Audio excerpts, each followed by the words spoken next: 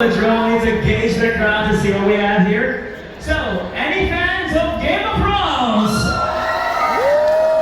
Any fans of Bran Stark? Come on, he's right there. He just wants to make sure that he only gets hyped a bit. He wants to get the energy. So 3, 2, 1. Game of Thrones! Awesome. So what about Breaking Bad? Well, ladies and gentlemen, super cool, charismatic, lighthearted, and amazing talent, and super smart. You've seen him as Bran Stark from Game of Thrones. So, ladies and gentlemen, Bahrain, make some noise for Isaac Wright!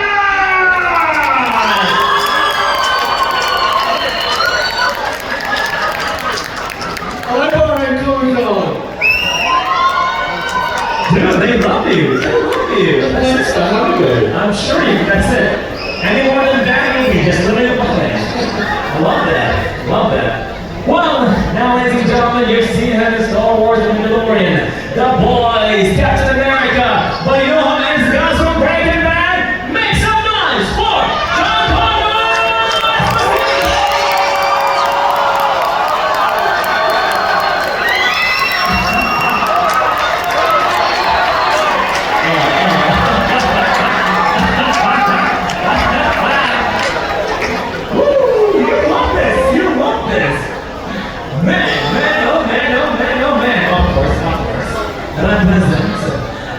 So, you legendary beast, how do you feel today? Second day in Bahrain. How was it? It's been very good. I got up in the morning, I went to the souk. Right.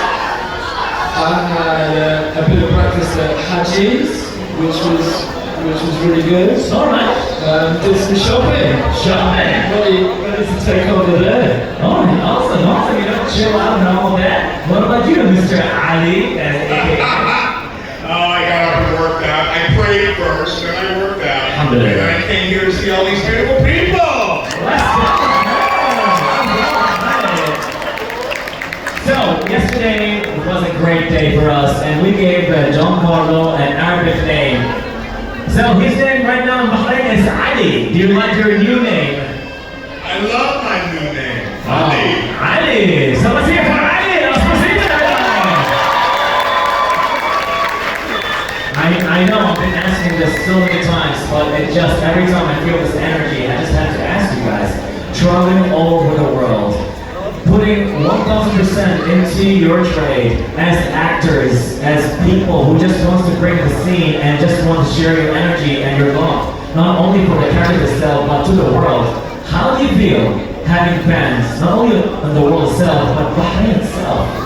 I mean, it's one of the most extraordinary things about the job that we do is that you get to go anywhere on the planet.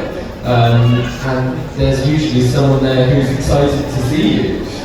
It really makes the world a much smaller place. And it's those experiences for me really that are the things that will stay with me forever. Coming to places like Bahrain and experiencing the extraordinary hospitality that you've shown, it's very special indeed. So thank you. Thank you, Bahrain! Thank you. Giancarlo, Ali. Hey. How you feeling, Thank buddy? you, Bahrain. We love you. I'm putting in what I said. It's really phenomenal to be able to go all over the world and to feel all the love that you fans share with us. It makes a difference. It really makes a difference. I mean, I think that people really want to be seen, no matter who you are. They want to be seen, they want to be respected, they want to be loved. And so when you come at us with love, we can reciprocate and give back that love. Tenfold. Wow.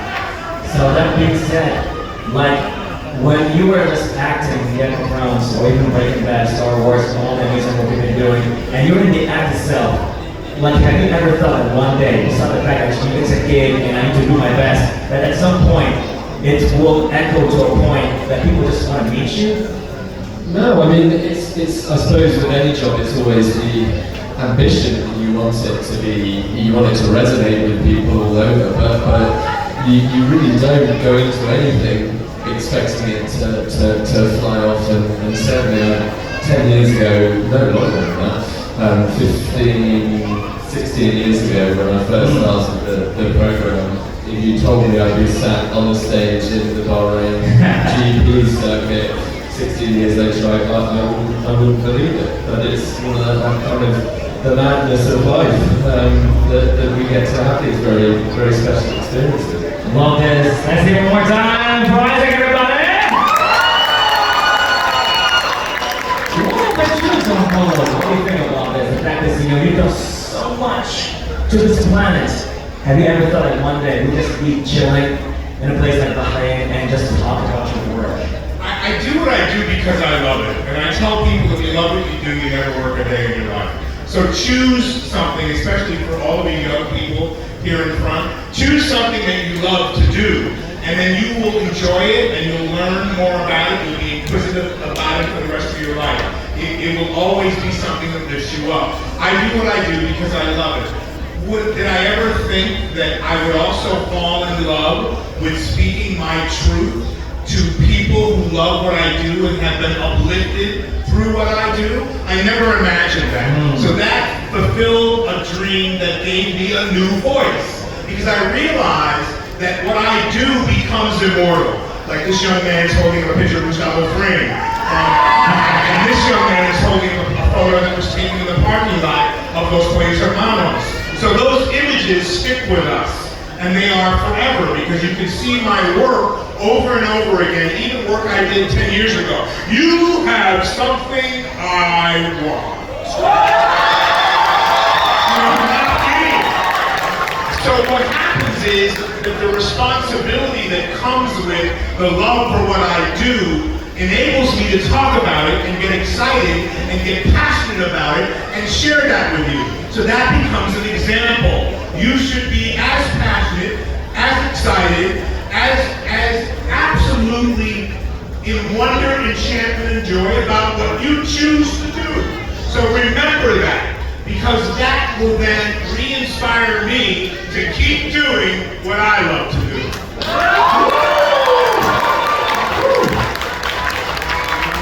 I can go forever, but now it's time to hear your voices over here. So, we're gonna go a little bit to the back, back and front, don't worry.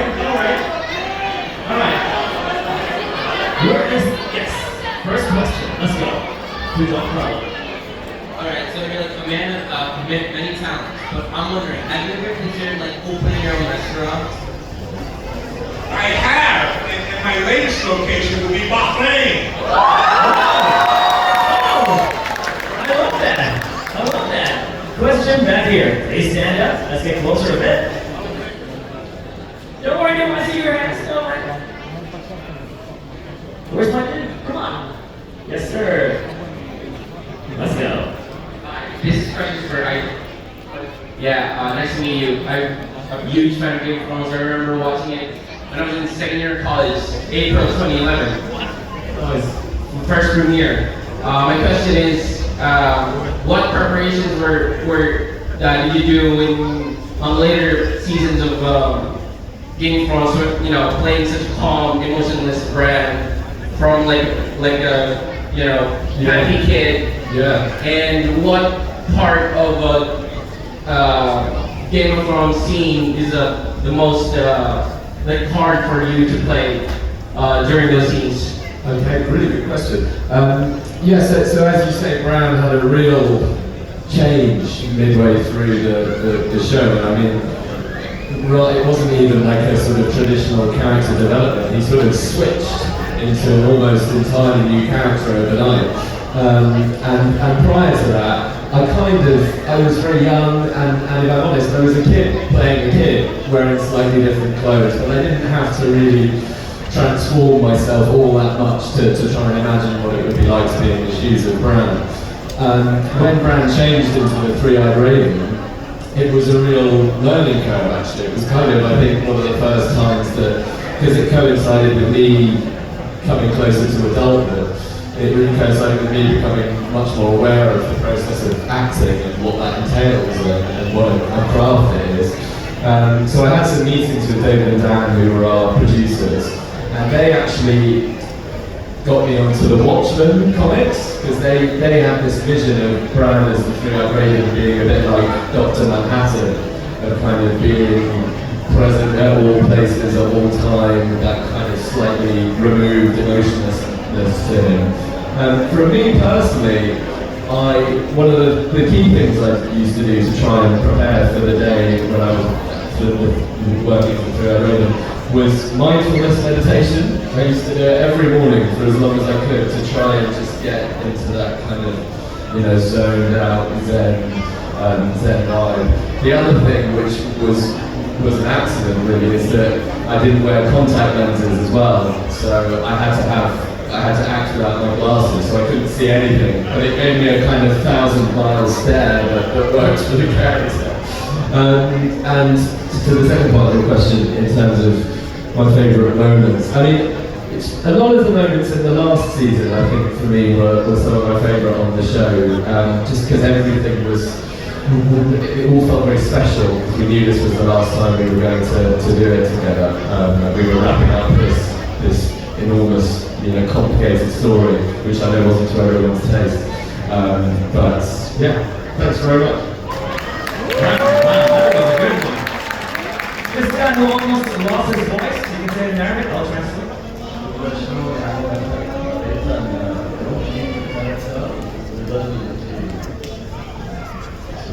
Okay, I'm getting out of it. So, question to you, Mr. Esposito. How did you manage to bring Gus to life with the way you did it? How you were so indulged and immersed and invested in that character? Well, I was inspired by a stage direction that Vince Gilligan wrote called Hiding in Plain Sight. And I thought about, my neighbors when I see them go to their car, go to work and come home, or take their garbage to the curb. Like, who are they really? What if they had a whole different life? And I thought about, people that I know who have multiple personalities. Sometimes they're really nice, sometimes they're not so nice. And I thought about that is our challenge. For me, my challenge is to always be calm, to give everyone a lot of attention, to give them my grace and my understanding and my love. And so I played on that to figure out how Gus could be that person who always is listening. He's listening more than he's talking. He's taking in people's body language. And so I found it through my prayer practice, my meditation practice. The lines were so good that I didn't want to correct or make the lines any different. I wanted to leave space, to hear the room, to feel the energy, to control my thoughts and be mindful, to slow things down. And we're in a world that moves very, very fast and very quickly. And our phones, our computers, they allow us to become impatient. And so when was the last time someone asked you a question and you thought about it and you said, I don't know. Let me think about that a little longer. And that's like a buzzkill, right? You're supposed to know. Excuse me, let me go to my phone, I'll have the answer. No. How do you feel right now? Well, I feel really good. I feel a lot of love from the audience. Or I'm a little nervous to go out there. I don't know if I'm going to say the right thing. You are perfect in your imperfection. You are perfect even if you don't know the answer. Don't allow the world to push up on you to make you feel like you're less than enough if you don't have the answer for what they are asking. Answer what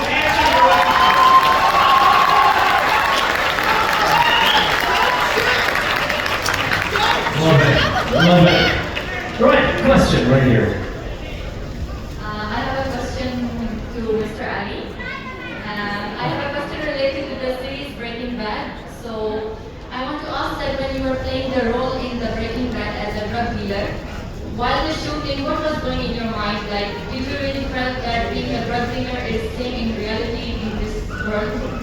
Like, is it like the drug dealer is same in reality, the way you acted?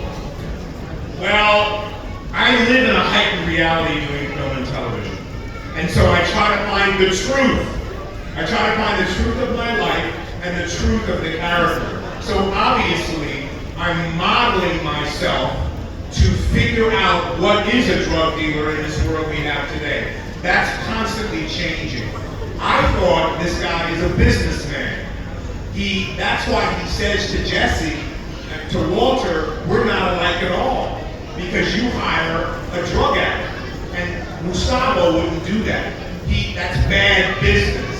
So, you know, I live in a heightened reality, figuring out how to base a character on something that I researched and thought is real. It doesn't mean I condone that drug dealer. And the reason why I thought about making him more of a businessman, because he has no attachment to the drug. His attachment is to the business. His attachment is to doing things right. Even cleaning the fryer. The whole scene with Lyle. There's a certain way you do things. The way you do anything is the way you do everything. Think about it. Just think about it. The way you tie your shoes. You tie your shoes haphazardly, they're gonna come loose. The way you brush your teeth. You don't brush your teeth well, you're gonna get cavities. You don't pay attention, or you're not mindful to hear what people are saying, you're gonna miss the point. The way you do anything is the way you do everything. Alright, next question. To Isaac. Hi, I'm Sarah. I'm really a big fan of Game of Thrones. I've been watching it, binge watching it every vacation I have the time. So I would just like to know, could you summarize the feeling of how you felt growing personally and together with the film from season 1 through season 8? And you were mainly like one of the, you're really mainly one of the main,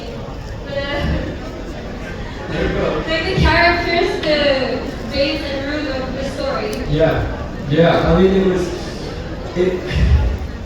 it's kind of crazy because it basically covered all of my childhood, really. It was 10 when I started it, and I was 20 when I finished. So, you know, if you think of all those major life events that you go through throughout those years anyway, they were all heightened in one way or another by my involvement with the show. And as with anything in life, there are positives and there are drawbacks to it. I had an extraordinary experience getting to work with adults from such a young age. I think it really kind of shaped me as a person to have these responsibilities, to be trusted from a young age to have responsibilities. Kind of encourages you to find it within yourself to step up for the rest of your life in many ways. And there are other bits that were harder. Being a teenager is pretty tough anyway, but when you're contending with being on a big TV show, that comes with its own things to work with. But it's hard to say. It's all I've ever known, which is a bizarre reality to have lived. But I wouldn't change it for the world. It was a great emotional journey growing up on the show, both for me and for Bran. We both grew. I didn't grow into the three-eyed raven, though. I still got a bit more personality, thankfully. Wow. One question over here.